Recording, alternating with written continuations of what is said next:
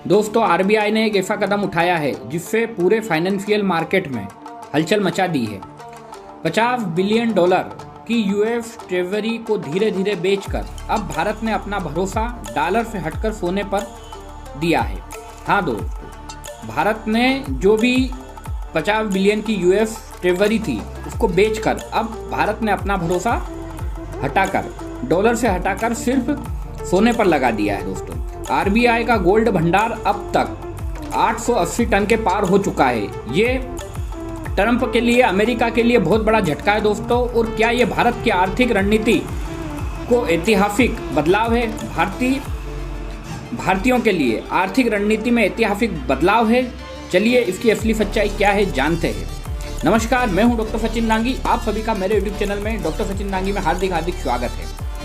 RBI क्या काम करता है दोस्तों? सबसे पहले मैं आपको बता दूं, आरबीआई यानी रिजर्व बैंक ऑफ इंडिया हमारे देश की सेंट्रल बैंक है।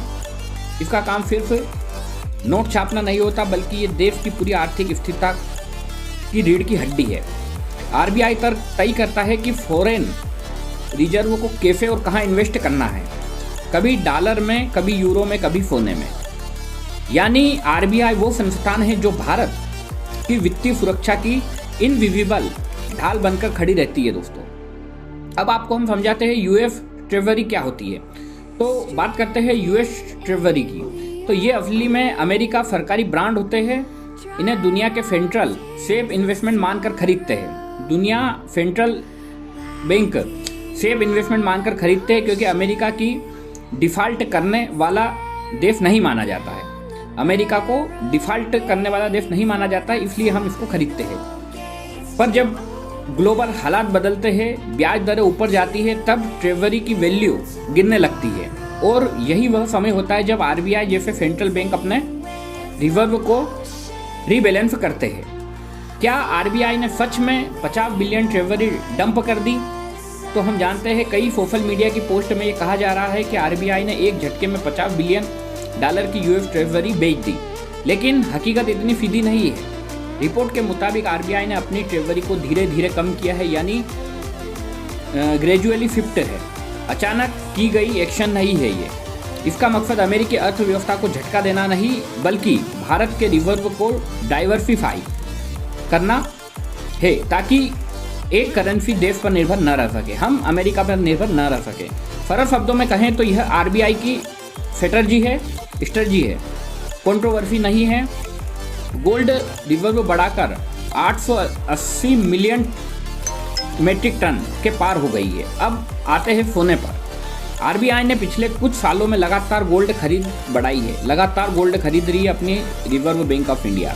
अब भारत के पास करीब 880 मेट्रिक टन गोल्ड हो चुका है। इसका मतलब है कि भारत अब दुनिया में उन देशों में शामिल है जिनके पास सबसे ज़्यादा गोल्ड रिजर्व है। यानी आरबीआई ये सोना विदेश में रखता है। आरबीआई ये सोना कहाँ रखता है? विदेशों में भी रखता है, खासतौर पर लंदन, स्विट्जरलैंड में है, और कुछ हिस्सा भारत में भी सुरक्षित है। गोल्ड खरीदना सिर्फ फौरत नहीं, यह भारत की आर्थिक आज़ादी की दिशा की तरफ एक बड़ा कदम है दोस्तों।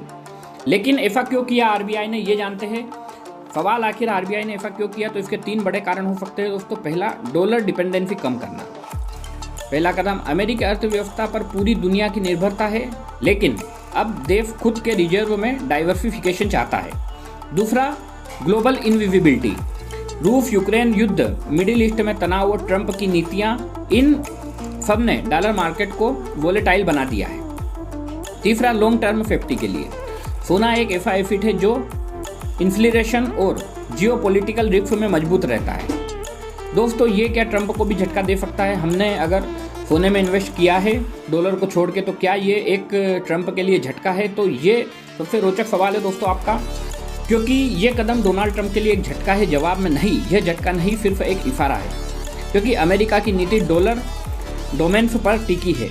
अगर भारत जैसे बड़े देश ट्रेजरी से दूर होने लगे और गोल्ड और की तरफ बढ़ने लगे, तो यह अमेरिकी फाइनेंस क्रिएटिबिलिटी के लिए चिंता का संकेत है। पर इसे ट्रंप को झटका कहना मीडिया के लिए एक्वाग्रेशन है। आरबीआई की यह एक आर्थिक नीति है, राजनीतिक फैसला नहीं है दोस्तों। इस पर भारत का अभी क्या असर होगा? तो आरबीआई की इस मूव से भारत के 3 बड़े फायदे होंगे दोस्तों। पहला, फॉरेक्स रिजर्व में स्टेबिलिटी बढ़ेगी। दूसरा, ग्लोबल फ्लक्चुएशन का असर कम होगा, ग्लोबल में कुछ भी होगा हमें हमारे भारत पर आर्थिक संकट का खतरा नहीं रहेगा। तीसरा, लॉन्ग टर्म में सोने की बढ़ती कीमतों से फायदा होगा दोस्तों। यानी आरबीआई अपने एफर्ट को इस तरह बैलेंस कर रहा है कि हर स्थिति में भारत आर्थिक ढांचा मजबूत बना रहे। दोस्तों, क्या आगे और भी बदलाव होंगे? तो एक्सपर्ट का मानना यह है कि आने वाले महीनों में आरबीआई और भी ज़्यादा डाइवर्सिफिकेशन करेगा, शायद डिजिटल एसेट या एशियन करेंसी में भी निवेश बढ़ाएगा। यानी आने वाले वक्त में भारत के फाइनेंशियली इंडिपेंडेंट 2.0 लिखेगा। दोस्तों, आज आपने जाना आरबीआई के लिए अचानक डंप नहीं है, क्योंकि बल्कि सोने और डॉलर के बीच में एक संतुलित आर्थिक चाल चली है। सोने का भंडार अभी भारत के पास 880 टन के पार हो चुका है और यह दिखाती है कि भारत अब एक आर्थिक फैसले से अपने तरीके से ले रहा है। अगर आपको इसमें कुछ सुझाव जानकारी है तो कमेंट बॉक्स में ज़रूर दे दोस्तों। और अगर आपको ये जानकारी जो मैंने दी है ये अगर आपको अच्छी लगी तो इसे लाइक करें, सब्सक्राइब करें और शेयर करें, क्योंकि हम मानते हैं कि भारत ग्लोबल फाइनेंस का एक बड़ा खिलाड़ी बन चुका है दोस्तों। अगर आपको ये जो जानकारी आज हमने दी है तो आप ज़रूर एक सब्सक्राइब करें, लाइक करें और शेयर करें। और आरबीआई ने जो 500 बिलियन ट्रेजरी घटाई है, गोल्ड भंडार 880 मीट्रिक टन के पार पहुंचा दिया, तो क्या ये ट्रंप को झटका है? इसका भी आप जवाब हमको कमेंट बॉक्स में दें। मिलता हूं अगले वीडियो में, जब तक के लिए बाबा।